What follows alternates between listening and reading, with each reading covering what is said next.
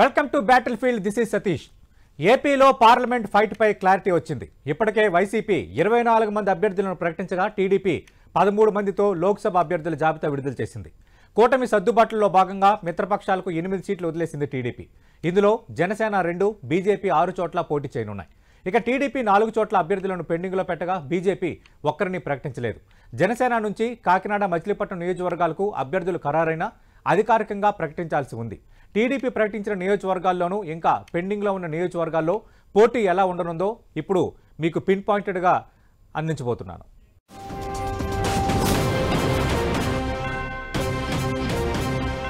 TDP 13 స్థానాల్లో అభ్యర్థులు ప్రకటించడంతో ఆంధ్రప్రదేశ్లో ఉన్న 25 లోక్సభ స్థానాలకు సంబంధించి 13 చోట్ల పూర్తి స్థాయిలో రెండు వైపుల నుంచి, అంటే అటు కూటమి నుంచి అలాగే ఇటు వైఎస్ఆర్ కాంగ్రెస్ పార్టీ నుంచి అధికారికంగా అభ్యర్థులు ఖరారు అయిపోయినట్టే. ఎందుకంటే ఆల్రెడీ వైఎస్ఆర్ కాంగ్రెస్ పార్టీ 24 అభ్యర్థులను ప్రకటించినప్పటికీ అటు జనసేన, బీజేపీ అభ్యర్థుల విషయంలో కొంత స్పష్టత లేదు.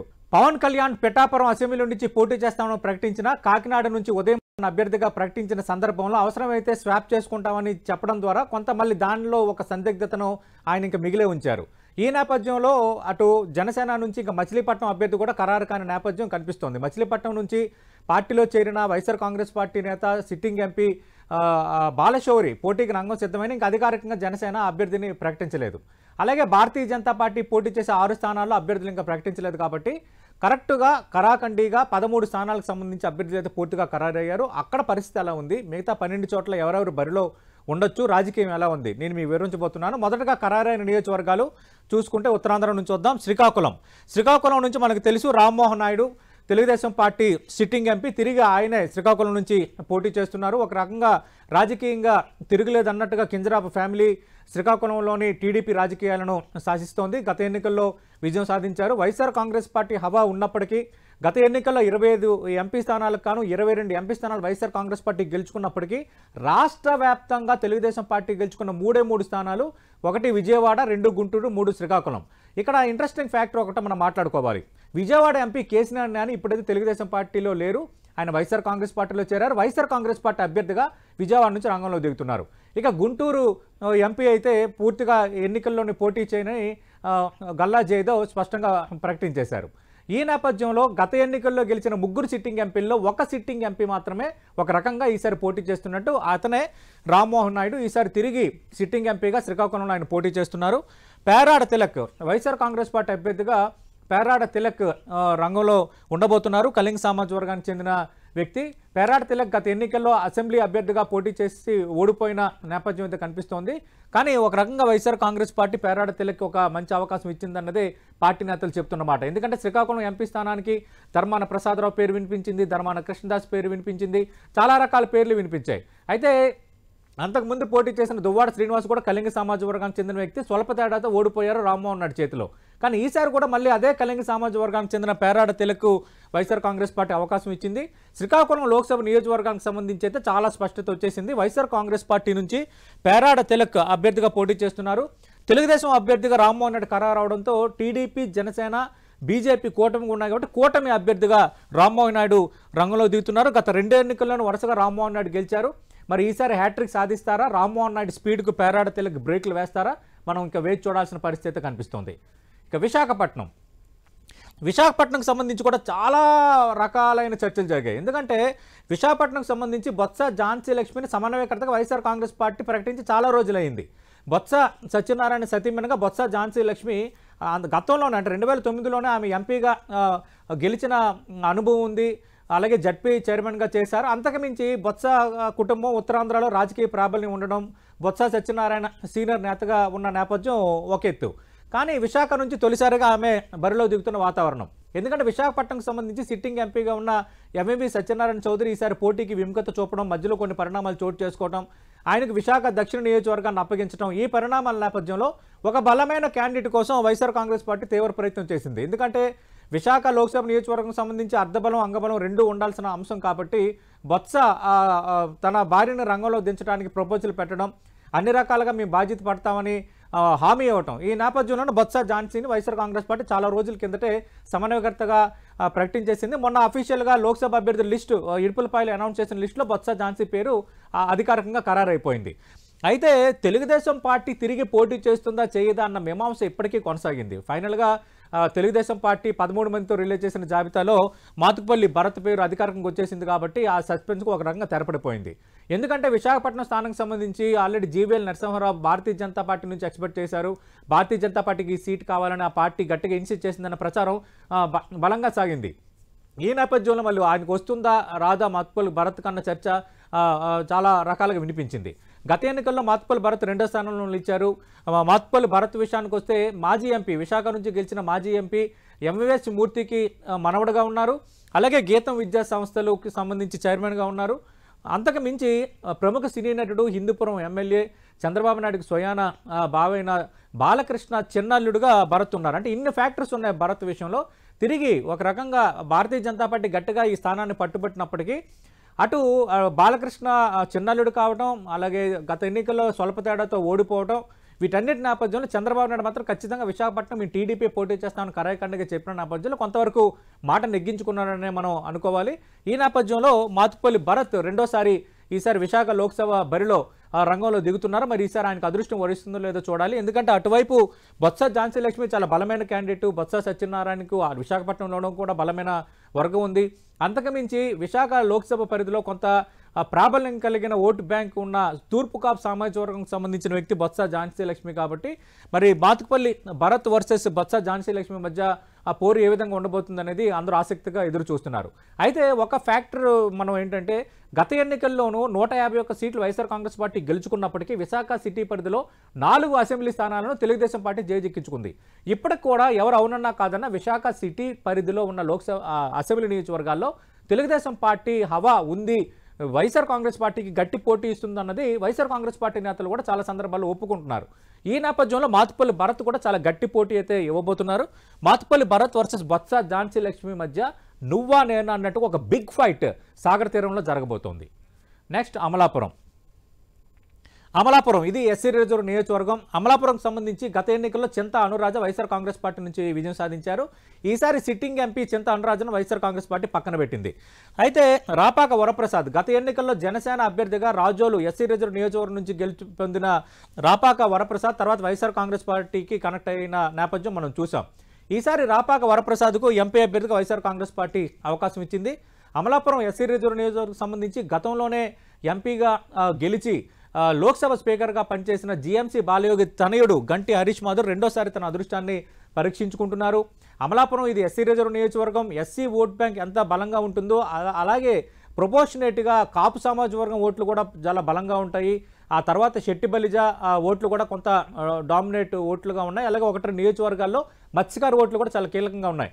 అంటే ఇవి ఒక విధంగా చూస్తే ఎస్సీ ఓటు బలంగా ఉన్నప్పటికీ కూడా అటు కాపు, మత్స్యకార, శెట్టి బలిజ ఈ ఓట్లు కూడా చాలా ప్రామినెంట్గా ఇంపాక్ట్ చూపించే నియోజకవర్గం అమలాపురం నియోజకవర్గం. అందుకు ఈసారి పోటీ ఎలా ఉండబోతుందన్నది అందరూ ఆసక్తిగా ఎదురు చూస్తున్న అంశం. గంటి హరీష్ మాధుర్కి రెండోసారి వైఎస్ఆర్ కాంగ్రెస్ పార్టీ తెలుగుదేశం పార్టీ ఛాన్స్ ఇచ్చింది. Rapaka Varaprasad first time MP అభ్యర్థిగా పోటీ చేస్తున్నారు కాబట్టి రాపాక వరప్రసాద్ వర్సెస్ గంటి హరీష్ మాధుర్ మధ్య పోరు ఎలా ఉండబోతుందన్నది కొంత చాలా ఇంట్రెస్టింగ్ అంశంగానే కనిపిస్తోంది. ఇక ఏలూరు చూద్దాం. ఏలూరుకు సంబంధించి ఇక్కడ కూడా 2 పార్టీలకు సంబంధించి అభ్యర్థులు ఖరారైపోయారు. కారుమూరి సునీల్ కుమార్ యాదవ్ ప్రస్తుతం ఆంధ్రప్రదేశ్ రాష్ట్ర కేబినెట్లో మంత్రిగా ఉన్న తణుకు శాసనసభ్యుడు కారుమూరి నాగేశ్వరరావు తనయుడు కారుమూరి సునీల్ కుమార్ యాదవ్. అసలు ఏలూరు ఎంపీకి సంబంధించి ఆళ్ల నాని పోటీ చేస్తారని ప్రచారం సాగింది. తర్వాత కారుమూరి నాగేశ్వరరావును పోటీ చేయాలని హైకమాండ్ కొంత ఒత్తిడి పెట్టింది. కానీ ఫైనల్గా అటు కారుమూరి సునీల్ కుమార్ యాదవ్ను వైఎస్ఆర్ కాంగ్రెస్ పార్టీ అభ్యర్థిగా ఖరారు చేసింది. కారుమూరి నాగేశ్వరరావు తనయుడు అవటం. రెండోది ఏలూరు లోక్సభ పరిధిలో కొంత యాదవ సామాజిక వర్గం ఓట్లు కొంత ప్రభావిత ఓట్లుగా ఉన్నాయి కాబట్టి యాదవ సామాజిక వర్గానికి చెందిన కారుమూరి సునీల్ కుమార్ యాదవ్కి చాలా రోజుల కిందటే వైఎస్ఆర్ కాంగ్రెస్ పార్టీ సమన్వయకర్తగా నియమించింది. ఈ మధ్యకాలంలో ప్రకటించిన అఫీషియల్గా అధికారిక జాబితాలో అభ్యర్థిగా అనౌన్స్ చేసింది. అయితే ఇక్కడ ఏలూరు నియోజకవర్గం సంబంధించి 2-3 ఫ్యాక్టర్స్ మనం మాట్లాడుకోవాలి. భారతీయ జనతా పార్టీ బలంగా కోరుకుంటున్న సీట్లలో ఏలూరు లోక్సభ నియోజకవర్గం కూడా ఒకటి. ఎందుకంటే ఈ పొత్తులు కూటమి ఈక్వేషన్స్లో భాగంగా 6 లోక్సభ నియోజకవర్గాలు భారతీయ జనతా పార్టీకి ఇవ్వడానికి జనసేన టీడీపీ సిద్ధమయ్యాయి. ఈ నేపథ్యంలో ఏలూరు నుంచి సుజనా చౌదరి పోటీ చేయడానికి రంగం సిద్ధం చేసుకున్నారన్న వార్తలు వినిపించాయి. సుజనా చౌదరి లేదా తపన్ చౌదరి వీళ్ళిద్దరిలో ఒకరు ఏలూరు నుంచి భారతీయ జనతా పార్టీ అభ్యర్థిగా రంగంలో దిగొచ్చు అని చాలా చర్చ జరిగింది. అయితే తెలుగుదేశం పార్టీ అధికారికంగా అభ్యర్థిని ప్రకటించిన నేపథ్యంలో ఇది ఇంకా రూల్డ్ అవుట్ అయిపోయింది. ఏలూరు నుంచి తెలుగుదేశం పార్టీ అభ్యర్థిగా పొట్టా మహేష్ యాదవ్ పోటీ చేస్తున్నారు. అయితే పొట్టా మహేష్ యాదవ్ కోసం కూడా మనం మాట్లాడుకోవాలి. పొట్టా మహేష్ యాదవ్ కూడా ఒక రకంగా ఇక నాన్ లోకల్గానే చెప్పాలి. ఎందుకంటే పొట్టా మహేష్ యాదవ్ తండ్రి పొట్టా సుధాకర్ యాదవ్ మైదుకూరు నియోజకవర్గానికి చెందిన వ్యక్తి, టీటీడీ చైర్మన్గా పనిచేశారు. మైదుకూరు నుంచి గతంలో పోటీ చేసిన నేపథ్యం కూడా ఉంది. అంతకు మించి అటు యనమల రామకృష్ణుడితోనూ అలాగే తెలంగాణకు చెందిన మాజీ మంత్రి తలసాని శ్రీనివాస్ యాదవ్తోనూ ఇద్దరితో కూడా పొట్టా సుధాకర్ యాదవ్కు ఇద్దరు వియంకులు అవుతారు. అంటే ఈ విధంగా రాజకీయంగా అన్ని రకాల సంబంధాలు ఉన్న వ్యక్తి పొట్టా సుధాకర్ యాదవ్. అయితే ఈసారి పొట్టా మహేష్ యాదవ్ ఏలూరు నుంచి బరిలో దిగుతున్నారు కాబట్టి ఖచ్చితంగా ఆయన నాన్ లోకల్ అన్న అంశాన్ని ఖచ్చితంగా వైఎస్ఆర్ కాంగ్రెస్ పార్టీ ప్లేస్ చేసే అవకాశాలు ఉన్నాయి. అయితే యాదవ్ సామాజిక వర్గం బలంగా ఉంది.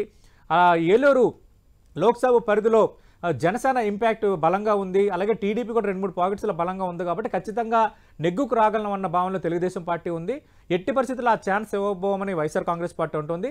ఒక రకంగా ఇద్దరు యువనేతల మధ్య పోరు ఏలూరులో ఈసారి జరగబోతోంది. ఒక రకంగా ఏలూరు వైఎస్ఆర్ కాంగ్రెస్ పార్టీ సిట్టింగ్ స్థానం.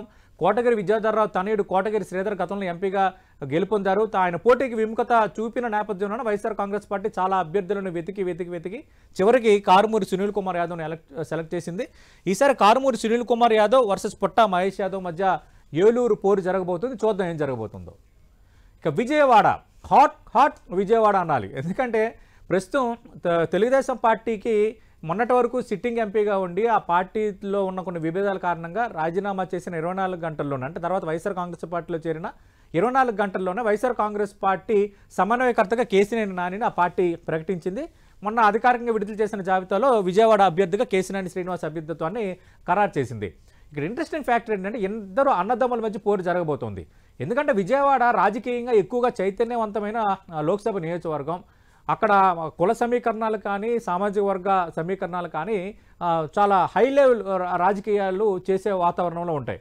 ఈ నేపథ్యంలో ఇక్కడ అభ్యర్థులు ఎవరనేది రాష్ట్ర వ్యాప్తంగా అందరి దృష్టి ఉంటుంది. కేసినేని నాని గత ఎన్నికల్లో తెలుగుదేశం పార్టీ అభ్యర్థిగా విజయం సాధించారు. అంతకు ముందు కూడా విజయం సాధించారు. అంటే వరుసగా 2 సార్లు తెలుగుదేశం పార్టీ అభ్యర్థిగా లోక్సభ అభ్యర్థిగా విజయవాడ ఎంపీగా విజయం సాధించిన కేసినేని శ్రీనివాస్ ఈసారి వైఎస్ఆర్ కాంగ్రెస్ పార్టీ నుంచి రంగంలో దిగుతుండడం అనేది ఒక ఇంట్రెస్టింగ్ ఫ్యాక్టర్. అయితే కేసినేని నాని సోదరుడు కేసినేని శివనాథ్ అలియాస్ కేసినేని చిన్ని ఈసారి తెలుగుదేశం పార్టీ అభ్యర్థి అవ్వడం మరో ఇంట్రెస్టింగ్ ఫ్యాక్టర్. విజయవాడకు సంబంధించి కూడా భారతీయ జనతా పార్టీ అడిగింది, ఒకరిద్దరు బలంగా ప్రయత్నం చేశారన్న చర్చ జరిగినప్పటికీ తెలుగుదేశం పార్టీ అధికారికంగా ప్రకటించేసింది కాబట్టి ఇంక విజయవాడ కూడా భారతీయ జనతా పార్టీకి లేనట్టే. ఇక కేసినేని శివనాథ్ వర్సెస్ కేసినేని శ్రీనివాస్, అంటే ఇద్దరు అన్నదమ్ములు చిన్ని వర్సెస్ నాని మధ్య విజయవాడలో ఈసారి ఏం జరగబోతుందన్నది ఆసక్తికరం. ఖచ్చితంగా తన సోదరుని ఓడిస్తానని కేసినేని చిన్ని అంటున్నారు. అసలు కేసినేని చిన్నికి ప్రాధాన్యత పెంచడం అనేదే టీడీపీ నుంచి కేసినేని నాని బయటికి రావడానికి కారణం తీసింది. కాబట్టి ఒక రకంగా అన్నదమ్ములు అయినప్పటికీ రాజకీయంగా ఇద్దరి మధ్య ఆధిపత్య పోరు ఆ స్థాయిలో ఉంది. విభేదాలు పొరపచ్చాలు ఆ స్థాయిలో ఉన్న నేపథ్యంలో ఈసారి రాజకీయంగా ఎవరిపై పైచేయి సాధిస్తారన్నది అందరూ ఆసక్తిగా ఎదురు చూస్తున్నారు. అటు అంగబలం పరంగా ఇద్దరు, అర్ధబలం అంగబలం పరంగా ఇద్దరు ఎవరు తీసిపారేయలేం ఇద్దరిని. ఈ నేపథ్యంలో ఇద్దరు ఉద్దండుల మధ్య ఒక రకంగా ఇద్దరు సమఉజ్జీల సమరం విజయవాడలో జరగబోతుంది. చూద్దాం ఏం జరగబోతుందో. నెక్స్ట్ గుంటూరుకు సంబంధించి మనం చూస్తే ఇక్కడ రకరకాల ఈక్వేషన్స్ నడిచాయి. యాక్చువల్గా గుంటూరు నియోజకవర్గం సంబంధించి వైఎస్ఆర్ కాంగ్రెస్ పార్టీ అభ్యర్థిగా కిలార్ రోసయ్యను వైఎస్ఆర్ కాంగ్రెస్ పార్టీ ఫిక్స్ చేసింది.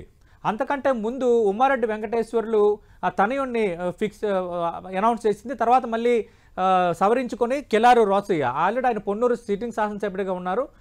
పొన్నూరు సిట్టింగ్ శాసనసభ్యుడిగా ఉన్న కిలారు రోసయ్యను వైఎస్ఆర్ కాంగ్రెస్ పార్టీ అభ్యర్థిగా ఎలక్ట్ చేశారు.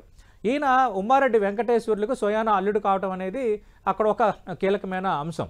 అయితే ఇక్కడ తెలుగుదేశం పార్టీ విషయానికి వస్తే ఇక్కడ ఇది ఒక రకంగా సిట్టింగ్ స్థానం. 2019లో ఇక్కడ నుంచి గల్లా జయదేవ్ విజయం సాధించారు. ఆయన పూర్తిగా రాజకీయాల నుంచి తప్పుకున్నట్టు ప్రకటన చేసిన నేపథ్యంలో, రాజకీయాలకు దూరమైన నేపథ్యంలో గల్లా జయదేవ్ స్థానంలో ఎవరిని రంగంలో దించుతారన్న చర్చ బలంగా సాగింది గుంటూరు నుంచి. అయితే ఇక్కడ నుంచి రకరకాల పేర్లు వినిపించాయి. ఇక్కడ భాష్యం విద్యా సంస్థల అధినేత భాష్యం రామకృష్ణ ప్రముఖంగా వినిపించింది. ఆయన కోసం ఒక ప్రముఖ పత్రికా అధిపతి కూడా తీవ్రంగా ప్రయత్నించారన్న చర్చ జరిగింది.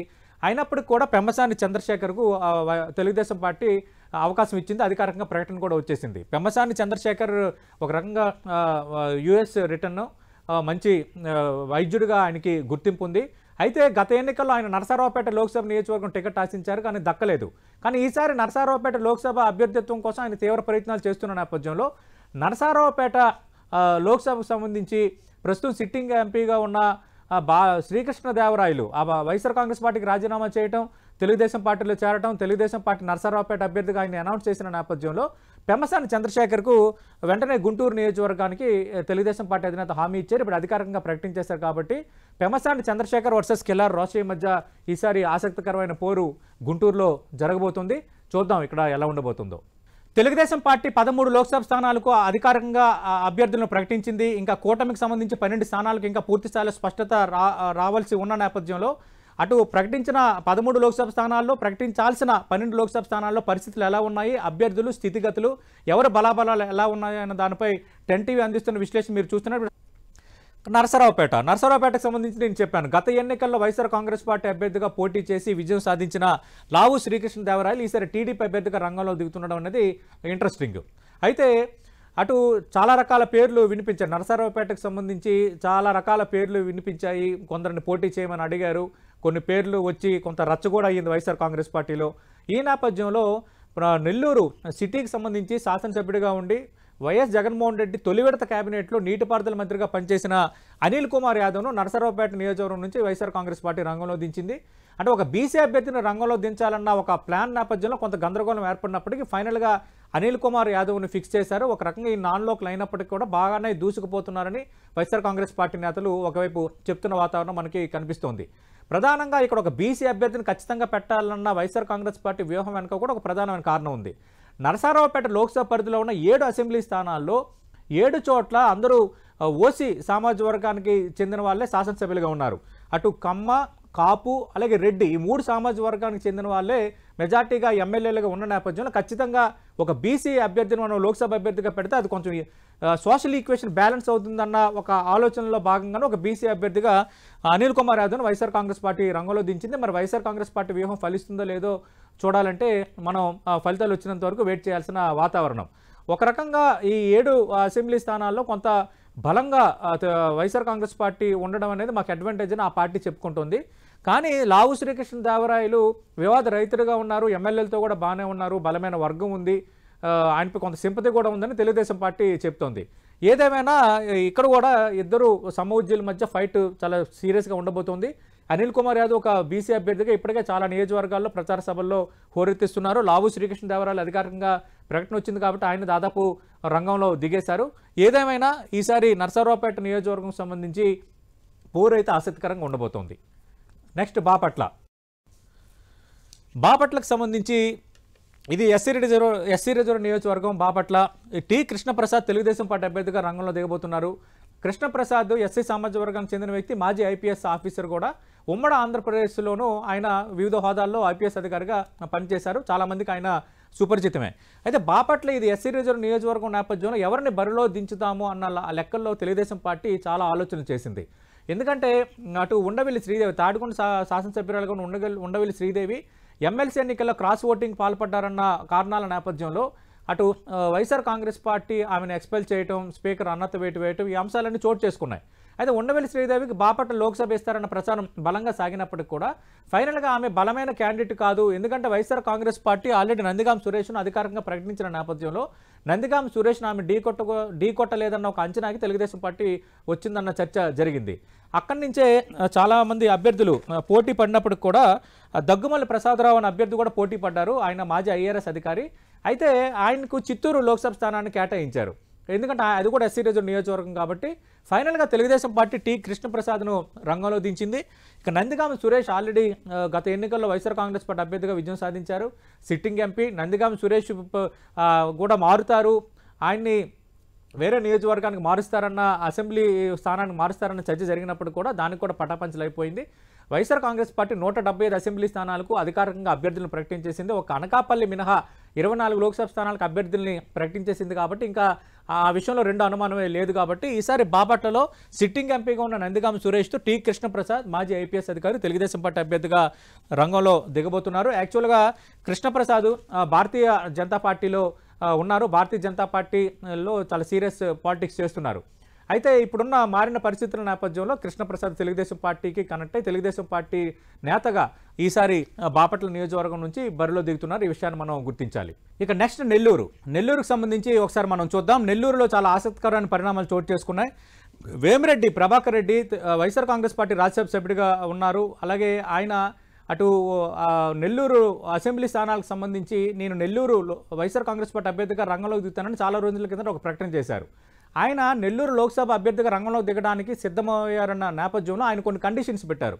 నెల్లూరు సిటీకి సంబంధించి అనిల్ కుమార్ యాదవ్ను మార్చాలని, అలాగే 1 నియోజకవర్గాల్లో తాను సూచించిన అభ్యర్థులకు అవకాశం ఇవ్వాలని ఆయన సూచించిన నేపథ్యంలో కొంత వైఎస్ఆర్ కాంగ్రెస్ పార్టీ హైకమాండ్కు వేమిరెడ్డి ప్రభాకర్ రెడ్డి మధ్య కొంత గ్యాప్ ఏర్పడడం, ఆ ఈక్వేషన్స్ కుదరకపోయిన నేపథ్యంలో వేమిరెడ్డి ప్రభాకర్ రెడ్డి తెలుగుదేశం పార్టీలోకి వెళ్ళిపోయారు. తెలుగుదేశం పార్టీ అభ్యర్థిగా రంగంలో దిగుతున్నారు.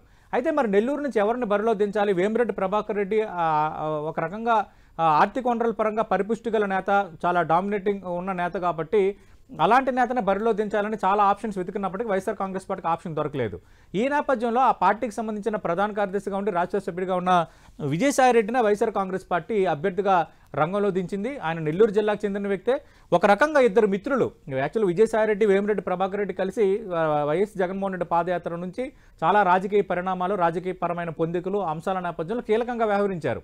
ఇద్దరు కలిసి చాలా రాజకీయం చేశారు. కానీ ఈసారి ఇద్దరు మిత్రుల మధ్య నెల్లూరులో పోరు జరగబోతుంది కాబట్టి మరి ఎవరు పైచేయి సాధిస్తారో మనం వేచి చూడాల్సిన పరిస్థితి.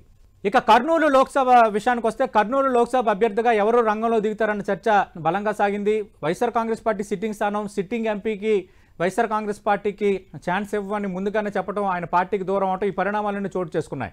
తిరిగి ఆయనకే టీడీపీ టికెట్ దక్కుతుందన్న చర్చ జరిగినప్పటికీ కూడా బస్తిపాటి నాగరాజుకు తెలుగుదేశం పార్టీ అభ్యర్థిగా సెలెక్ట్ చేసింది. కురుబ సామాజిక వర్గానికి చెందిన వ్యక్తి బస్తిపాటి నాగరాజు ప్రస్తుతం తెలుగుదేశం పార్టీ ఎంపీటీసీగా ఉన్నారు. గతంలో బస్తిపాటి నాగరాజు, ఇన్ని పంచలింగాల నాగరాజు అని కూడా అంటారు.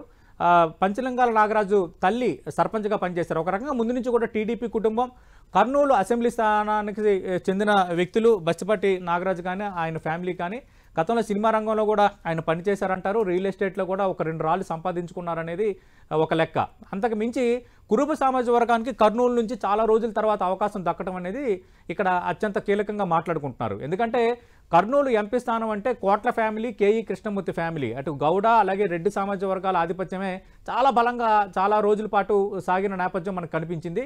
ఒక కురుబ సామాజిక వర్గానికి దాదాపు 40-50 ఏళ్ల తర్వాత ఒక అవకాశం రావటం అనేది అందరూ ఆసక్తిగా చెప్పుకుంటున్నారు.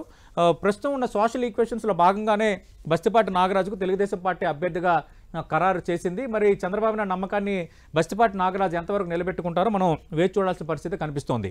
ఇక బీవై రామయ్యకి సంబంధించి మనం తెలుసుకుంటే ఒక రకంగా బీవై రామయ్య లాయల్టీకి వైఎస్ఆర్ కాంగ్రెస్ పార్టీ పెద్దపీట వేసిందని అనుకోవాలి. బీవై రామయ్య ఇప్పటి నుంచో వైఎస్ఆర్ కాంగ్రెస్ పార్టీలో ఉన్నారు. ప్రస్తుతం కర్నూలుకు మేయర్కి కూడా ఉన్నారు. ఎవరిని అభ్యర్థిగా రంగంలో దించాలని చాలా రకాల లెక్కలు వేసుకున్నప్పటికీ చివరిగా బీవై రామయ్యకు బీసీ సామాజిక వర్గానికి చెందిన వ్యక్తి కాబట్టి బీవై రామయ్యకు వైఎస్ఆర్ కాంగ్రెస్ పార్టీ ఛాన్స్ ఇచ్చింది.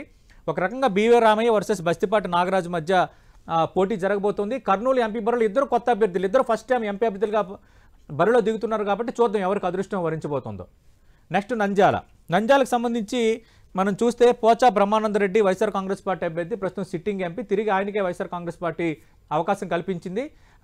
రకరకాల పేర్లు వినిపించినప్పటికీ, సినీ నటుడు అలీ పేరు, రకరకాల పేర్లు వినిపించినప్పటికీ కూడా ఫైనల్గా పోచా బ్రహ్మానందరెడ్డి వైపు వైఎస్ఆర్ కాంగ్రెస్ పార్టీ మొగ్గు చూపింది, అధికారికంగా ప్రకటించింది. అయితే తెలుగుదేశం పార్టీకి సంబంధించి బైరెడ్డి శబరి రంగంలో రావడం అనేది ఆసక్తికరంగా చెప్తున్నాం. ఎందుకంటే పాణ్యం నుంచి గతంలో ఆమె ఇండిపెండెంట్ అభ్యర్థిగా పోటీ చేశారు, శాసనసభకు ఓడిపోయారు. బైరెడ్డి శబరి తాత బైరెడ్డి శేషశైనారెడ్డి గతంలో మంత్రిగా పనిచేసిన వ్యక్తి. అలాగే బైరెడ్డి శబరి తండ్రి బైరెడ్డి రాజశేఖర రెడ్డి కోసం అందరికీ తెలిసిన వ్యక్తే. తెలుగుదేశం పార్టీ ఎమ్మెల్యేగా పనిచేశారు, సీనియర్ నేత, అటు ఎన్టీఆర్ కానీ చంద్రబాబు నాయుడు కానీ అత్యంత సన్నిహిత నేతగా ఆయన మెలిగారు. అయితే రాయలసీమ హక్కులు వీటన్నిటి కోసం పోరాటం చేయాలన్న యోచనలో ఆయన బయటికి రావటం, కొన్ని ఆ తరహా కార్యక్రమాలు నిర్వహించడం ఇవన్నీ జరిగాయి. బైరెడ్డి శబరి భారతీయ జనతా పార్టీలో ఉన్నారు. బైరెడ్డి రాజశేఖర రెడ్డి కూడా భారతీయ జనతా పార్టీకి కనెక్ట్ అయిన వాతావరణం కొద్ది సందర్భాలు మనం చూసాం. అయితే బైరెడ్డి శబరి తర్వాత తెలుగుదేశం పార్టీలో చేరిన నేపథ్యంలో ఆ బైరెడ్డి శబరికి నంద్యాల ఎంపీ టికెట్ను తెలుగుదేశం పార్టీ కేటాయించింది. ఆమె MBBS graduate doctor Byreddy Shabari. ఒక రకంగా ఒక యువనేత, అలాగే కర్నూలు రాజకీయాల్లో తమకంటూ ఒక ముద్ర వేసుకున్న బైరెడ్డి ఫ్యామిలీ నుంచి ఒక వారసురాలు రంగంలో దిగుతున్న, అలాగే తెలుగుదేశం పార్టీ లాంటి ఒక పెద్ద పార్టీ నుంచి ఎంపీ అభ్యర్థిగా రంగంలో దిగుతుండడం అనేది అత్యంత కీలకమైందే. మరి ఈ ఈక్వేషన్స్ అన్ని వర్కౌట్ అవుతాయా, చంద్రబాబు నాయుడు వేసుకుంటున్న సమీకరణాలు వర్కౌట్ అవుతాయో లేదన్న దాన్ని వేచి చూడాల్సిన పరిస్థితి. అటు పోచా బ్రహ్మానంద రెడ్డి బలమైన క్యాండిడేట్, అలాగే వైఎస్ఆర్ కాంగ్రెస్ పార్టీ కూడా బలంగా ఉంది, మైనార్టీ ఓట్ బ్యాంక్ బలంగా ఉంది నంద్యాల లోక్సభ పరిధిలో. ఈ నేపథ్యంలో మరి బైరెడ్డి శబరి ఎంతవరకు గట్టిపోటీ ఇవ్వగలుగుతారు పోచా బ్రహ్మానంద రెడ్డిని అనేది మనం వేచి చూడాల్సిన పరిస్థితిగా కనిపిస్తోంది. నెక్స్ట్ హిందూపురంకి సంబంధించి మనం చూస్తే జొలదరాశి శాంత వైఎస్ఆర్ కాంగ్రెస్ పార్టీ అభ్యర్థిగా రంగంలో దిగుతున్నారు. అయితే ఇది వైఎస్ఆర్ కాంగ్రెస్ పార్టీ సిట్టింగ్ స్థానమే. అయితే వైఎస్ఆర్ కాంగ్రెస్ పార్టీ సిట్టింగ్ ఎంపీకి ఈసారి వైఎస్ఆర్ కాంగ్రెస్ పార్టీ ఛాన్స్ ఇవ్వలేదు. బట్ అదే సామాజిక వర్గానికి చెందిన జొలదరాశి శాంతకు వైఎస్ఆర్ కాంగ్రెస్ పార్టీ రంగంలో దించింది. ఒక రకంగా జొలదరాశి శాంతి మనకు తెలుసు, కర్ణాటకలో మాజీ మంత్రి శ్రీరాములకు స్వయన సోదరవుతారు. అలాగే హిందూపురం అంటే అనంతపురం జిల్లాతో కూడా వాళ్ళకు సత్సంబంధాలు బంధుత్వాలు ఉన్న నేపథ్యం కూడా మనకు కనిపిస్తోంది. జొలదరాశి శాంత ఈసారి వైఎస్ఆర్ కాంగ్రెస్ పార్టీ అభ్యర్థిగా రంగంలో దిగుతున్నారు. అయితే హిందూపురం నియోజకవర్గం సంబంధించి భారతీయ జనతా పార్టీ బలంగా కోరుకుంటున్న 6 సీట్లలో హిందూపురం నియోజకవర్గం ఒకటి. ఇక్కడ నుంచి సత్యకుమారు లేదా పరిపూర్ణానంద స్వామి బరిలో దిగుతారన్న చాలా చర్చ జరిగింది. దాదాపు ఇద్దరు నియోజకవర్గాల్లో పర్యటనలు కూడా ప్రారంభించారు. కానీ తెలుగుదేశం పార్టీ అధికారికంగా ప్రకటించడంతో ఇంకా ఆ అంశానికి ఫుల్ స్టాప్ పడిపోయినట్టే. తెలుగుదేశం పార్టీ అభ్యర్థిగా బీకే పార్థసారథి ఈసారి రంగంలో దిగబోతున్నారు. బీకే పార్థసారథి చాలా సీనియర్ పొలిటీషియన్. అయితే కొంత ఈసారి ఎంపీగా పోటీ చేయడానికి విముఖత ప్రదర్శించినప్పటికీ పెనుగొండలో వేరే అభ్యర్థిని తేవటం ఆయన కొంత నొచ్చుకున్నారు. కానీ మీరు ఎట్టి పరిస్థితుల్లో ఎంపీగా పోటీ చేయాల్సిందే, సీనియర్ లీడర్ కాబట్టి, గతంలో పనిచేసిన అనుభవం ఉంది కాబట్టి మీరు ఎంపీగా బరిలో దిగాల్సిందేనని చంద్రబాబు నాయుడు ఒత్తిడి పెట్టడంతో ఇంకా కాంట్బట్ సిచ్యువేషన్లోనే బీకే పార్థసారథి రంగంలో దిగారు. ఒక రకంగా బలమైన క్యాండిడేట్, బీసీ సామాజిక వర్గానికి చెందిన వ్యక్తి కాబట్టి ఈసారి బీకే పార్థసారథి వర్సెస్ జొలదరాశి శాంత మధ్య పోటీ బలంగా సాగబోతోంది. ఇక్కడ కొన్ని నియోజకవర్గాల్లో భారతీయ జనతా పార్టీ అనుకూల ఓటు అత్యంత కీలకం కాబట్టి చూద్దాం అది ఎంతవరకు ఒక ఫ్యాక్టర్గా పనిచేస్తుందో. నెక్స్ట్ చిత్తూరు లోక్సభ నియోజకవర్గం, ఇది ఎస్సీ రిజర్వ్ నియోజకవర్గం. వైఎస్ఆర్ కాంగ్రెస్ పార్టీ సిట్టింగ్ అవకాశం ఇస్తున్నది. ఇక్కడ రెడ్డప్ప ఆల్రెడీ వైఎస్ఆర్ కాంగ్రెస్ పార్టీ ఎంపీగా ఉన్నారు. ఆయన ఈసారి ఎంపీ అభ్యర్థిగా తిరిగి రంగంలో దిగుతున్న వాతావరణం అయితే కనిపిస్తోంది. అయితే తెలుగుదేశం పార్టీ ఈసారి దగ్గుమల్ల ప్రసాదరావు అనే అభ్యర్థిని రంగంలో దించింది. యాక్చువల్గా దగ్గుమల్ల ప్రసాదరావు బాపట్ల ఎస్సీ నియోజకవర్గం సీటు ఆశించారు.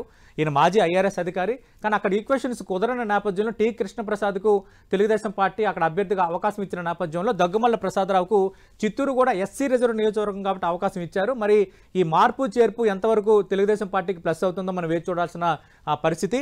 చిత్తూరు లోక్సభ నియోజకవర్గం సంబంధించి ఒక రకంగా ఇది ఎస్సీ నియోజకవర్గం నేను మీకు ముందే చెప్పాను కాబట్టి ఇక్కడ వేరే ఈక్వేషన్స్ కూడా బలంగా ఉంటాయి. కొన్ని నియోజకవర్గాలు రెడ్డి సామాజిక వర్గం, అలాగే కొన్ని చోట్ల బీసీ, అలాగే కొన్ని చోట్ల బలిజ సామాజిక వర్గం ఓట్లు అత్యంత కీలకం కాబట్టి ఈ సమీకరణాల నేపథ్యంలో మరి ఈసారి చిత్తూరు ఎంపీ స్థానం ఎవరికి దక్కుతుందో మనం వేచి చూడాల్సిన పరిస్థితి.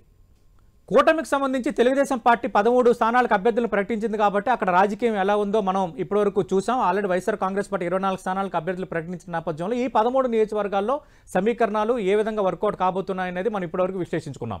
ఇంకా కూటమికి సంబంధించి 12 లోక్సభ స్థానాలకు అభ్యర్థులు ప్రకటించాల్సి ఉంది. కాకినాడకు సంబంధించి జనసేన అభ్యర్థిని ప్రకటించినప్పటికీ అవసరమైతే స్వైప్ చేసుకుంటామంటూ పవన్ కళ్యాణ్ ప్రకటించిన నేపథ్యంలో దానిపై కొంత సందిగ్ధత నడుస్తోంది. అలాగే మచిలీపట్నంకి సంబంధించి కూడా అభ్యర్థిని ఇంకా అధికారికంగా ప్రకటించలేదు కాబట్టి అది కూడా ఇంకా అఫీషియల్గా మనం చెప్పలేం. ఆ 12 నియోజకవర్గాల్లో పరిస్థితి ఎలా ఉంది ఇప్పుడు ఒకసారి చూద్దాం. ఫస్ట్ విజయనగరం సంబంధించి కొంత ఆసక్తికరమైన వాతావరణం ఉంది. గత ఎన్నికల్లో పోటీ చేసిన అశోక్ గజపతిరాజు ఇక్కడ పోటీకి విముఖత చూపించిన నేపథ్యంలో ఈసారి ఎవరు బరిలో దిగబోతున్నారనే చర్చ బలంగా సాగుతోంది. విజయనగరం లోక్సభ నియోజకవర్గం సంబంధించి ఆల్రెడీ వైఎస్ఆర్ కాంగ్రెస్ పార్టీ బెల్లాన చంద్రశేఖర్ను అభ్యర్థిగా ప్రకటించింది. సిట్టింగ్ ఎంపీకి తిరిగి అవకాశం ఇచ్చింది. అయితే టీడీపీ సీనియర్ నేత కళా వెంకట్రావు పేరు కూడా వినిపిస్తోంది. ఇప్పటి వరకు ప్రకటించిన లిస్టులో కళా వెంకట్రావు పేరు ప్రకటించకపోవడానికి ఇదే ప్రధానమైన కారణం అంటున్నారు. చాలా సీనియర్ నేత, ఏపీ టీడీపీ అధ్యక్షుడిగా పనిచేశారు, మంత్రిగా 2-3 దఫాలు పనిచేసిన అనుభవం ఉన్న నేత.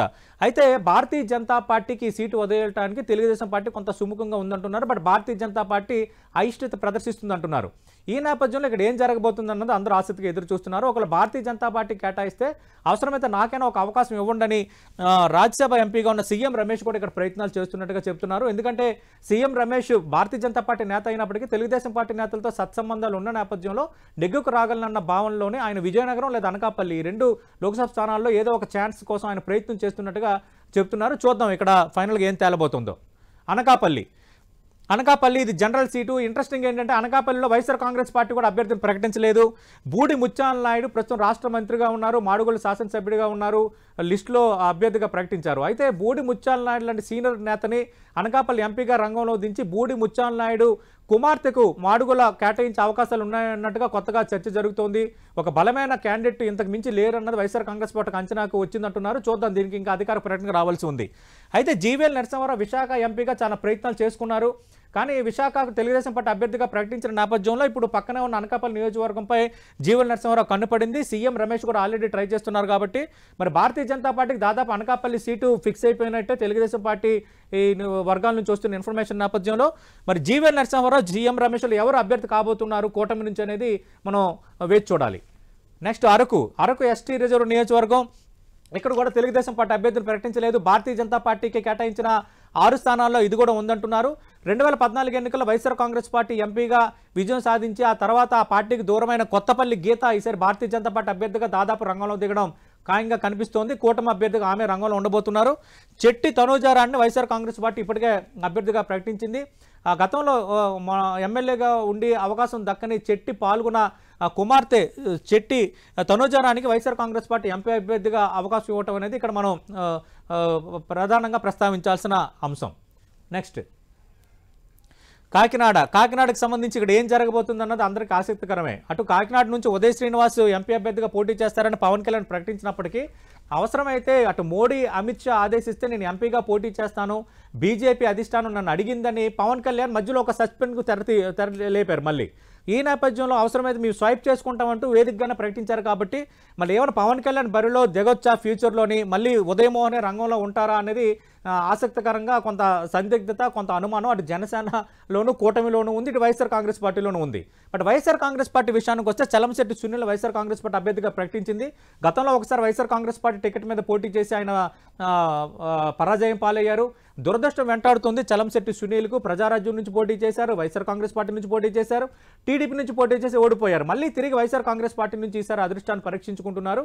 ఉదయ్ శ్రీనివాసు అభ్యర్థిత్వం ఖరారు అయితే చలంశెట్టి సునీల్ నెగ్గుకు రావడం ఈజీఏ అని వైఎస్ఆర్ కాంగ్రెస్ పార్టీ లెక్కలేసుకుంటుంది.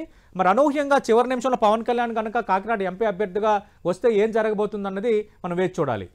నెక్స్ట్ రాజమండ్రి ఇది జనరల్ సీటు. ఇక్కడ భారతీయ జనతా పార్టీకి దాదాపు ఈ సీటు కేటాయించినట్టుగానే ప్రచారం జరుగుతోంది. ఎందుకంటే తెలుగుదేశం పార్టీ అభ్యర్థిని కూడా ప్రకటించలేదు. అయితే బీజేపీ రాష్ట్ర అధ్యక్షురాలు పురంధరేశ్వరికి ఈ సీటు దాదాపు కన్ఫర్మ్ అంటున్నారు. బట్ సోమవీర్రాజు కూడా ప్రయత్నం చేస్తున్నారు. కాబట్టి హైకమాండ్ ఏం చేయబోతుంది అన్నది అందరూ ఆసక్తిగా ఎదురు చూస్తున్నారు. ఆల్రెడీ వైఎస్ఆర్ కాంగ్రెస్ పార్టీకి సంబంధించి సిట్టింగ్ ఎంపీగా ఉన్న భరత్ను ఆల్రెడీ రాజమండ్రి సిటీకి అసెంబ్లీ అభ్యర్థిగా ప్రకటించిన నేపథ్యంలో అదే సామాజిక వర్గం, శెట్టిపల్లి సామాజిక వర్గానికి చెందిన డాక్టర్ గూడూరి శ్రీనివాసులను వైఎస్ఆర్ కాంగ్రెస్ పార్టీ అభ్యర్థిగా రంగంలో దించింది. ఒక బీసీ వర్సెస్ ఓసీ అన్నట్టుగా ఈసారి పోరు ఉండబోతుంది. కాబట్టి చూద్దాం ఎలా ఉండబోతుందో.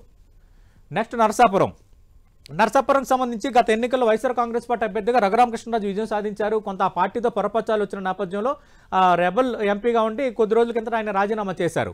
అయితే భారతీయ జనతా పార్టీకి నరసాపురం సీటు వదలొచ్చిన చర్చ జరుగుతోంది. రఘురామకృష్ణరాజు ఇంకా భారతీయ జనతా పార్టీలో చేరలేదు. బట్ ఆయన చేరకుండా ఉండాలి, నరసాపురం అభ్యర్థిగా ఆయనకి టికెట్ ఇవ్వకూడదంటే భారతీయ జనతా పార్టీలో ఒక వర్గం దీన్ని తీవ్రంగా వ్యతిరేకిస్తున్న నేపథ్యం. దానిని బహిరంగంగానే రఘురామకృష్ణరాజు ఓపెన్గానే చెప్పిన నేపథ్యంలో మరి కూటమి అభ్యర్థిగా రఘురామకృష్ణరాజు రంగంలో ఉంటారా, భారతీయ జనతా పార్టీలో ఆయన చేరుకు లైన్ క్లియర్ అవుతుందా, క్లియర్ కాకపోతే అభ్యర్థి ఎవరనేది మనం వేచి చూడాల్సిన పరిస్థితి. ఆల్రెడీ నరసాపురం నియోజకవర్గం సంబంధించి గూడూరు ఉమాబాలను వైఎస్ఆర్ కాంగ్రెస్ పార్టీ అభ్యర్థిగా ప్రకటించింది. ఈమె కూడా బీసీ సామాజిక వర్గానికి చెందిన వ్యక్తే. నరసాపురం నియోజకవర్గం నుంచి గూడూరు ఉమాబాల వైఎస్ఆర్ కాంగ్రెస్ పార్టీ అభ్యర్థి ఖరారైపోయారు. కానీ కూటమి అభ్యర్థి విషయంలో కొంత సస్పెన్స్ కొనసాగుతుంది. నెక్స్ట్ మచిలీపట్నంకి సంబంధించి సిట్టింగ్ ఎంపీగా ఉన్న వల్లభనేని బాలశౌరి వైఎస్ఆర్ కాంగ్రెస్ పార్టీకి రాజీనామా చేశారు, జనసేనలో చేరారు. దాదాపు జనసేన నుంచి ఆయన పోటీ చేయడం కన్ఫర్మ్. కానీ అధికారికంగా పవన్ కళ్యాణ్ ఇంకా ప్రకటించిన నేపథ్యం అయితే ఇక్కడ కనిపిస్తోంది. అయితే మచిలీపట్నం నియోజకవర్గం సంబంధించి డాక్టర్ సింహాద్రి చంద్రశేఖర్ను ఈసారి వైఎస్ఆర్ కాంగ్రెస్ పార్టీ రంగంలో దించుతోంది. అంతకుముందు సింహాద్రి చంద్రశేఖర్ సోదరుడు సింహాద్రి రమేష్ను సమన్వయకర్తగా ప్రకటించింది. మళ్ళీ కొన్ని ఈక్వేషన్స్ కుదరక తిరిగి ఆయన్ని ప్రస్తుతం సిట్టింగ్ శాసనసభ్యుడిగా ఉన్న అవనగడ్డ నియోజకవర్గానికి తిరిగి అభ్యర్థిగా ప్రకటించిన నేపథ్యం మనం చూసాం. ఈ పరిస్థితుల్లో ప్రముఖ క్యాన్సర్ నిపుణుడిగా పేరు పొందిన డాక్టర్ సింహాద్రి చంద్రశేఖర్ను వైఎస్ఆర్ కాంగ్రెస్ పార్టీ అభ్యర్థిగా రంగంలో దించింది. మంచి వ్యక్తిగా పేరుండడం, మంచి కుటుంబం అని ఆ నియోజకవర్గ పరిధిలో మంచి పేరున్న నేపథ్యంలో ఖచ్చితంగా కలిసి వస్తుందని వైఎస్ఆర్ కాంగ్రెస్ పార్టీ లెక్కలు వేసుకుంటుంది. జనసేన ఓట్ బ్యాంక్ కూడా బలంగా ఉంది. టీడీపీ ఓటు కూడా కలిసి వస్తుంది కాబట్టి మాకు ఈ సీటు గ్యారంటీ అని జనసేన లెక్కలు వేసుకుంటుంది. చూద్దాం. First time doctor Simhadri Chandrasekhar పోటీ పడుతున్నారు కాబట్టి సింహాద్రి చంద్రశేఖర్ వర్సెస్ వల్లభనేని బాలశౌరి ఇద్దరు కాపు సామాజిక వర్గానికి చెందిన నేతల మధ్య మచిలీపట్నంలో ఏం జరగబోతుందో మనం చూడాలి. నెక్స్ట్ ఒంగోలుకు సంబంధించి మనం చూస్తే మాగుంట శ్రీనివాసరెడ్డి వైఎస్ఆర్ కాంగ్రెస్ పార్టీ సిట్టింగ్ ఎంపీగా ఉన్నారు. ఆయనకి టికెట్ నిరాకరించారు. ఆల్రెడీ మాగుంట శ్రీనివాసరెడ్డి వైఎస్ఆర్ కాంగ్రెస్ పార్టీకి రాజీనామా కూడా చేశారు. అయితే మాగుంట శ్రీనివాసరెడ్డి లేదా మాగుంట రాఘవ తెలుగుదేశం పార్టీ అభ్యర్థిగా రంగంలో దిగడం దాదాపు ఖాయం అంటున్నారు. ఇంకా తెలుగుదేశం పార్టీ వాళ్ళు కేటాయించిన 16 స్థానాలు కాదు 13 స్థానాలకు అభ్యర్థులను ప్రకటించారు. ఇంకా 3 స్థానాలకు అభ్యర్థులను ప్రకటించాల్సి ఉంది. మాగుంట రాఘవకు అవకాశం దక్కచ్చు టీడీపీ అభ్యర్థిగా అంటున్నారంటే మాగుంట ఫ్యామిలీకి చంద్రబాబు నాయుడు ఆప్షన్ వదిలేశారు. మీరైనా పోటీ చేయండి, లేదంటే మీరు తనైనా పోటీ చేయండి, అప్ టు యూ అని ఆయన చెప్పేశారనేదే తెలుగుదేశం పార్టీ వర్గాలు చెప్తున్నాయి. అయితే మాగుంట రాఘవను వారసును రంగంలో దించడం ద్వారా రాజకీయంగా కలిసి వస్తుందని మాగుంట శ్రీనివాసరెడ్డి లెక్కలు వేసుకుంటున్నారు. మాగుంట రాఘవ టీడీపీ అభ్యర్థిగా దాదాపు పోటీ చేయడం ఖాయంగా కనిపిస్తోంది. చెవిరెడ్డి భాస్కర్ రెడ్డిని వైఎస్ఆర్ కాంగ్రెస్ పార్టీ అభ్యర్థిగా ప్రకటించింది. చాలా బలమైన క్యాండిడేటు, అటు వ్యూహాలు రచించడంలోనూ అర్ధబలం అంగబలం పరంగా చాలా కీలకమైన వ్యక్తి కాబట్టి మరి చెవిరెడ్డి భాస్కర్ రెడ్డికి మాగుంట రాఘవ ఏ స్థాయిలో పోటీ ఇవ్వబోతున్నారు అనేది ఇక్కడ ఆసక్తికరం. నెక్స్ట్ తిరుపతి ఇది ఎస్సీ రిజర్వ్ నియోజకవర్గం. ప్రస్తుతం డాక్టర్ గురుమూర్తి వైఎస్ఆర్ కాంగ్రెస్ పార్టీ అభ్యర్థిగా తిరిగి రంగంలో దిగబోతున్నారు. మధ్యలో ఆయనకి సచివేడు అసెంబ్లీ స్థానానికి మార్చినప్పటికీ కొన్ని ఈక్వేషన్స్ అటు నుంచి అవడంతో తిరిగి ఎంపీ అభ్యర్థిగా గురుమూర్తి సిట్టింగ్ స్థానం నుంచి పోటీ చేయబోతున్నారు. అయితే ఇక్కడ ఇది దాదాపు భారతీయ జనతా పార్టీకి వదిలే సీట్ అంటున్నారు. గత ఉప ఎన్నికల్లో పోటీ చేసిన రత్నప్రభ తిరిగి టికెట్ ఆశిస్తున్నారు. అయితే ఆమె కొత్త ప్రపోజల్ తీసుకొచ్చారు. తనకు కాకుండా తన కుమార్తెకు కూటమి అభ్యర్థిగా అవకాశం ఇవ్వాలంటున్నారు. ఎందుకంటే కుమార్తె నేహారిక తలారి మనోహర్ టీడీపీ మాజీ ఎంపీ, అలాగే మాజీ ఎమ్మెల్యే తలారి ఆదిత్యకు స్వయాన అటు తలారి మనోహర్కు కోడలు కావటం, తలారి ఆదిత్యకు మరదలు కావటం, టీడీపీ బ్యాక్గ్రౌండ్ ఉన్న నేపథ్యం కూడా నేహారికకు ఒక ప్లస్ పాయింట్గా చెప్తున్నారు. అయితే నేహారికను భారతీయ జనతా పార్టీలో చేర్పించుకొని టికెట్ ఇవ్వాలని రత్నప్రభ కోరుతున్నారంటున్నారు. బట్ రత్నప్రభగా మీరే రంగంలో దిగాలని భారతీయ జనతా పార్టీ హైకమాండ్ కోరుతుందంటున్నారు. చూద్దాం. ఏదేమైనా ఇక్కడ భారతీయ జనతా పార్టీ అభ్యర్థి పోటీ చేయడం దాదాపు ఖాయంగా కనిపిస్తోంది. రత్నప్రభ లేదా నేహారికలో ఒకరు అభ్యర్థి కావడం ఖాయంగా కనిపిస్తోంది. రాజంపేటకు సంబంధించి వైఎస్ఆర్ కాంగ్రెస్ పార్టీ సిట్టింగ్ స్థానం ఆల్రెడీ మిథున్ రెడ్డి వైఎస్ఆర్ కాంగ్రెస్ పార్టీ అభ్యర్థిగా అఫీషియల్గా అనౌన్స్మెంట్ అయిపోయింది. తిరిగి సిట్టింగ్ ఎంపీగా రంగంలో దిగుతున్నారు. కిరణ్ కుమార్ రెడ్డి మాజీ సీఎం కిరణ్ కుమార్ రెడ్డి పేరు దాదాపు ఖరారైంది అంటున్నారు. ఇది భారతీయ జనతా పార్టీకి దాదాపు వదిలినట్టుగానే మనకి అర్థం చేసుకోవాలి. అలా కాకుండా రాజంపేట నుంచి చాలా ఎక్కువ సార్లు విజయం సాధించిన మాజీ కేంద్ర మంత్రి సాయి ప్రతాప్ అల్లుడు సాయి లోకేష్ పేరు కూడా భారతీయ జనతా పార్టీ నుంచి బలంగా వినిపిస్తోంది. కిరణ్ కుమార్ రెడ్డి లేదా సాయి లోకేష్లో ఒకరు అభ్యర్థి కావచ్చు. వీళ్ళిద్దరిలో ఒకరు మిథున్ రెడ్డిని ఢీకొనబోతున్నారు. నెక్స్ట్ కడప అనేది హాట్ సీటు. ముఖ్యమంత్రి వైఎస్ జగన్మోహన్ రెడ్డి సొంత జిల్లా. ఇక్కడ వైఎస్ అవినాష్ రెడ్డి సిట్టింగ్ ఎంపీ అభ్యర్థిత్వాన్ని తిరిగి వైఎస్ఆర్ కాంగ్రెస్ పార్టీ ఖరారు చేసింది. శ్రీనివాసరెడ్డి పేరు ఇక్కడ ప్రముఖంగా వినిపిస్తోంది. కానీ ఇంకా తెలుగుదేశం పార్టీ అఫీషియల్గా అనౌన్స్ చేయలేదు. కొన్ని ఈక్వేషన్స్ నేపథ్యంలో ఆపేరంటున్నారు. దాదాపు శ్రీనివాసరెడ్డి రంగంలో దిగడం ఖాయం. అయితే ఇక్కడ కాంగ్రెస్ పార్టీ అభ్యర్థిగా వైఎస్ షర్మిల కూడా రంగంలో ఉండబోతున్నారు కాబట్టి ఇక్కడ ఆసక్తికరమైన పోరే జరగబోతోంది. వైఎస్ వివేక కుటుంబం కోసం కూడా తెలుగుదేశం పార్టీ వేచి చూస్తుందన్న చర్చ జరుగుతోంది. వైఎస్ వివేకానంద భార్య వైఎస్ సౌభాగ్యవతమ్మ ఒకవేళ పార్టీలో చేరితే ఆమెను బరిలో దించితే ఎలా ఉంటుందన్నది తెలుగుదేశం పార్టీ లెక్కలు వేసుకుంటున్నట్టుగా కొంత ప్రచారం జరుగుతుంది. చూద్దాం ఇక్కడ తెలుగుదేశం పార్టీ అభ్యర్థి ఎవరు కాబోతున్నారు. ఇక అనంతపురం లోక్సభ నియోజకవర్గాల విషయానికి వస్తే గత ఎన్నికల్లో ఎమ్మెల్యేగా పెనుకొండ నుంచి గెలిచి తొలి కేబినెట్లో మంత్రిగా పనిచేసిన శంకర్ నారాయణ వైఎస్ఆర్ కాంగ్రెస్ పార్టీ ఈసారి ఎంపీ అభ్యర్థిగా రంగంలో దించింది.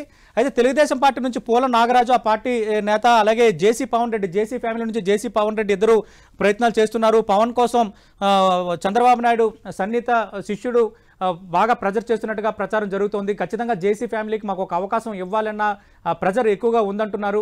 మరి ఏం జరగబోతుందన్నది అందరూ ఆసక్తిగా ఎదురు చూస్తున్నారు. మరి జేసీ పవన్ రెడ్డి వర్సెస్ పోల నాగరాజ్ మధ్య ఎవరు తెలుగుదేశం అభ్యర్థిగా రంగంలో దిగుతారు, ఎవరు శంకర్ నారాయణ ఢీకొట్టబోతున్నారు అనేది ఆసక్తికరం.